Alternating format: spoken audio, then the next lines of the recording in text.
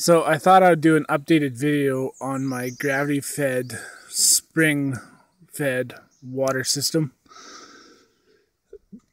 This system is located out at our cottage, or lake house as some people call it. And this system here has been operating.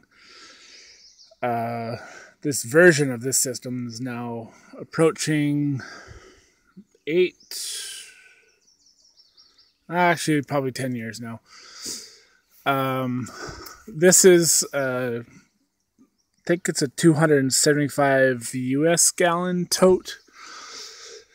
I've wrapped it in a material that is actually considered sort of like a Tyvek material.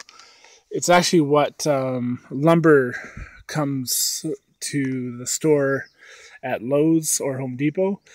I was looking for a solution to black out the tank because I was having a pretty bad problem with brown algae bloom in this tank. The water's cold enough that I don't get green algae, but it was starting to get enough light, and the tank had been up here for so long that it was quite established. So this year I brought it down in the early spring and took it in town. Pressure washed the entire tank out, which turned out to be quite the task. And was looking for a solution to wrap it. I thought about black plastic, but I didn't want to have anything that would contribute to warming the tank. And I was actually walking around Lowe's, and one of the associates said that they had this material and that they would just give it to me because they just throw it in the garbage. And it seems to be an awesome material. I don't know how UV stabilized it is, so I plan on taking some extra of this material later this summer, or in a few weeks I should say, and covering the whole tank with it as kind of a sacrificial layer as to see how long it will take to degrade. But this system here, it is fed by a wellhead, which is probably 50 feet up there. I'll throw that in right about here, a little clip of the actual wellhead. So up here by the well is where the line comes out of the ground. And this here is the well, or the spring, which people call it. Down there is the water. You'll see little spots on the top. This is the bacteria, some of the bacteria that has, I was explained it once, it's the bacteria that dies and floats to the top, and then it gets taken out and down through our system. So it comes down through the ground and out through this line right down here, and continues on down these stakes right on through the bush. These ones right here are the ones that always frost and heave up, and this year I haven't adjusted them yet, so that's why the water level is a little bit higher inside the spring than it normally is. And it comes down the hill with little vent pipes to release air that gets trapped. Because it's such a long distance, I get the pipe kind of waves up and down, so it gets air trapped in it. And every year I have to walk the line and tap down these poles because the frost and the freezing during the winter pushes it upwards and makes the line eventually stop working. So back to the tank here. I plan on putting in kind of a centrifuge filter here eventually when I figure out how to build one. Sorry, flies are just attacking me right here, so that's what all the shaking is.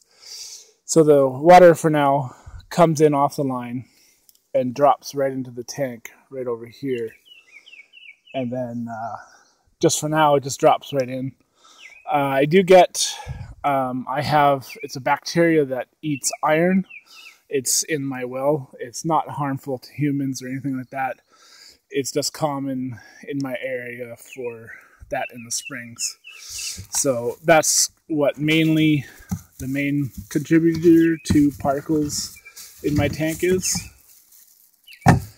And then down in here, as you can see, the only reflection you can see is the water, the light from the sky. Now this pipe right here is a pipe that goes straight down to the bottom of the tank, and it draws water off the bottom of the tank and hopefully will kind of grab some of the sediment and pull it up and down this line right here, and it actually dumps right into a tub right over here. That's an old cast iron tub that we put here ages ago, and deer used to drink out of it right up until I put this big tank here. This tank we don't use because the bottom of it cracked halfway around it after I filled it with water. So it's going to be chopped up and used for another project that I want to build a spring that'll be up the hill a little bit further whenever I have time for that in my life. But for now, this system is working.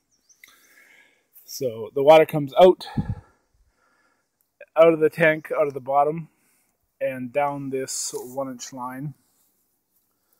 These are just scraps of pipe from me playing up here. Now this line, because it's been changed so many times, I stopped burying it. Comes through a ball valve here. This ball valve is just as a shut off, another step to shut off when I'm winterizing. Where I am here, I have to shut the entire system down in late September. It's about the latest I can take it before it runs the risk of freezing up. And I'm able to start it up in mid-May, end of May is typically when I'm able to start it. Then this system goes, or that line goes underground and down this path. And I believe this line is nearly 1 kilometer long, if I'm correct. So, and we get about 22 psi down at the lowest tap down in the yard, which I will throw another clip in of the water.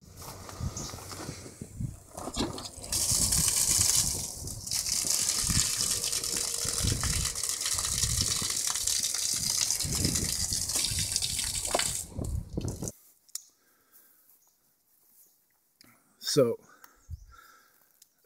this is, for us, our shower water and on-demand yard water. We don't drink this water. I'm pretty sure you could now, now that I've blacked out this tank and I treat the well on a regular basis, just with pool chlorine. The water comes out, it's fairly high, like it's fairly hard water, so it's a bit of a chalky taste to it, I guess, would be a way to describe it.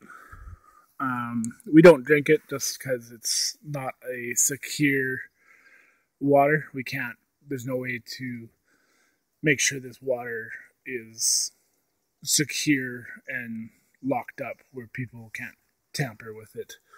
We've had an issue with it being tampered with before. So, yeah, so I will throw those other clips in throughout the video of the other two things I want to show you.